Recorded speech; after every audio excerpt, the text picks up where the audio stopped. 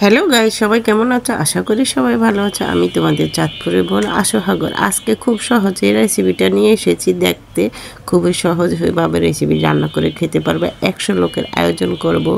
আয়োজনের রান্নাটা আমি আর আমার ভাই মিলে দুইজনেই করেছি।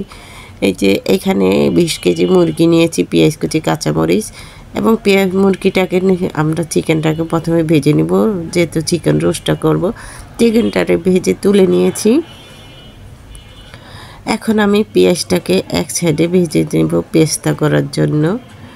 পরিমাণ মতো এই যে তেল দিয়ে দিলাম রোস্টটা করার জন্য। আমি পেস্তাটা কিন্তু করে তুলে নিয়েছি, স্কিপ করে নিবা, কারণ ভিডিওটা লং হয়ে যাবে, সেই জন্য পেস্তাটা দেখালাম না। আমি কিন্তু পেঁয়াজটাকে এখন আরও কাঁচা পেঁয়াজটা ভেজে নিয়েছি, এটা রোস্টের মধ্যে দিয়ে দিব, সেই জন্য দিয়ে দিয়েছি পেঁয়াজ বাটাও দিয়েছি। সাথে কিন্তু পেঁয়াজ বাটার সাথে আদা রসুন বাটা, বাদাম বাটা, পোস্তদানা বাটা, জয়ফল জয়তন বাটা সম্পূর্ণ উপকরণগুলি দিয়ে নিয়েছি। এবং এখন দিয়ে দিব গোটা গরম মশলা এবং দিয়ে দিলাম আদা এবং রসুন বাটা। সব উপকরণগুলি মশলাগুলি দিয়ে নেড়ে চেড়ে ভেজে নিয়েছি। টক দইটাকে দিয়ে দিয়েছি। এখন টক দইটাকে দিয়ে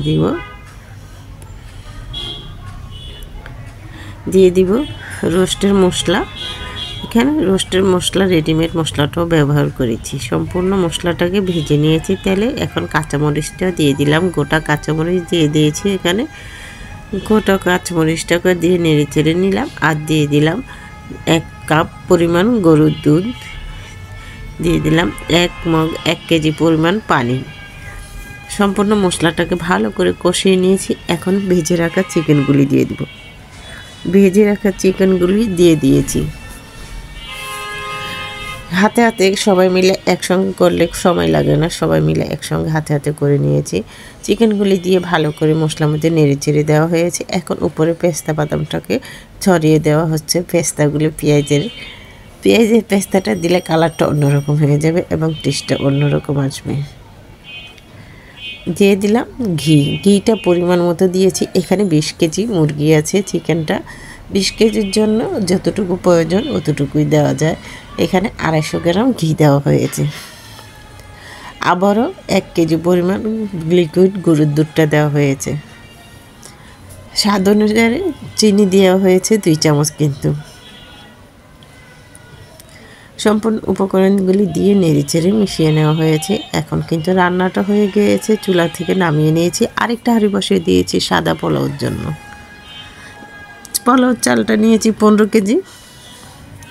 দিয়ে দিলাম সাদা তেল পরিমাণ মতো, দিয়ে দেব পেঁয়াজ কুচি, নেড়েচেড়ে কিছুক্ষণ ভেজে নিচ্ছি। গোটা মশলাটা দেওয়া হয়ে গিয়েছে, দারচিনি, এলাচ, লবঙ্গ, তেজপাতা। আদা বাটা দিয়ে দিব 2 চামচ, রসুন বাটা দিয়ে দিব 2 চামচ। আদা রসুনটা দিয়ে ভালো করে তেলের মধ্যে কিছুক্ষণ নেড়েচেড়ে ভেজে নিয়েছি। এখন পোলাও চালটা দিয়ে দিলাম। পোলাও চালটা দিয়ে ভালো করে নেড়েচেড়ে কিছুক্ষণ ভেজে নেব।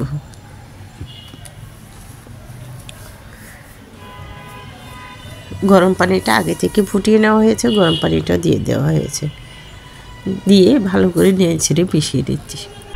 ভালো করে নেড়েচেড়ে মিশিয়ে নেওয়ার পরে পর্যাপ্ত পরিমাণে কাঁচামরিচটা দিয়ে নিয়েছি। কাঁচামরিচটা তো পোলাওতে অবশ্যই দেওয়া লাগবে, তাহলে স্বাদ পরিবার 2টা আনবে। দিয়ে দিয়েছি স্বাদ অনুসারে লবণ। এখানে 15 কেজি চাল আছে, 15 কেজির জন্য যতটুকু চামচ দরকার ততটুকুই লবণ দেওয়া হয়েছে। আলু বখরা দেওয়া হয়েছে পোলাওর জন্য। আলু বখরাটা দিয়ে এখন ভালো করে কিশমিশটাও দিয়ে দিল। আলু বখরা কিশমিশ সম্পূর্ণ দেওয়া হয়ে গেছে। উপরে পেঁয়াজের পেস্তাটা ছড়িয়ে দেওয়া হয়েছে। আর স্বাদের টেস্টের জন্য চিনি দেওয়া হয়েছে। কিন্তু চিনিটা দিয়ে ভালো করে উল্টে পাল্টে মিশিয়ে নিচ্ছে। চুলাটা কিন্তু বন্ধ করে দমে বসিয়ে দেওয়া হয়েছে। এখন উপরে ঘি ছড়িয়ে দেওয়া হচ্ছে। ঘিটা দিয়ে ভালো করে এখন গুঁড়া দুধটা দিয়ে দিল। এতে স্বাদ এবং ফ্লেভার 2টি আনবে। পোলাও কিন্তু রান্না হয়ে গিয়েছে। এখন উপর থেকে নিচে ভালো করে নেড়েচেড়ে মিশিয়ে নিচ্ছে। পেস্তা বাদামে আরও গুঁড়ো দুধ দিয়ে আবারও মিশিয়ে নিয়ে উপরে ছড়িয়ে দেওয়া হয়েছে। দমে কিছুক্ষণ রেখে দিয়েছি উপরে কয়লা দিয়ে। এখানে চিকেন রোস্ট হয়ে গিয়েছে, পোলাওটা হয়ে গেছে। এখন বক্সে ভরে নিব আমরা।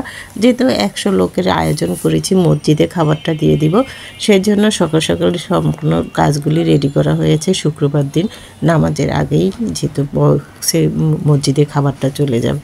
সম্পূর্ণ বক্স আমাদের রেডি হয়ে গেছে। আমার এই রেসিপিটা দেওয়া থাকবে আমার ইউটিউব চ্যানেলে। তোমাদের যদি ভালো লেগে থাকে আমার ইউটিউব চ্যানেলে সার্চ দিয়ে দেখে নিও। তাহলে আমার ইউটিউব চ্যানেলের নাম কিচেন স্টোরি বাংলা, ওইখানে লাইক এবং লাল বাটনটা টিপ দিয়ে দেখতে পারো। আর আমার এই রেসিপিটা দেওয়া থাকবে আমার ফেসবুক চ্যানেলে। আমার ফেসবুক চ্যানেলের নাম আশা হবে, ওখানেও প্লিজ লাইক কমেন্ট ও শেয়ার করে দিবে। আল্লাহ হাফেজ।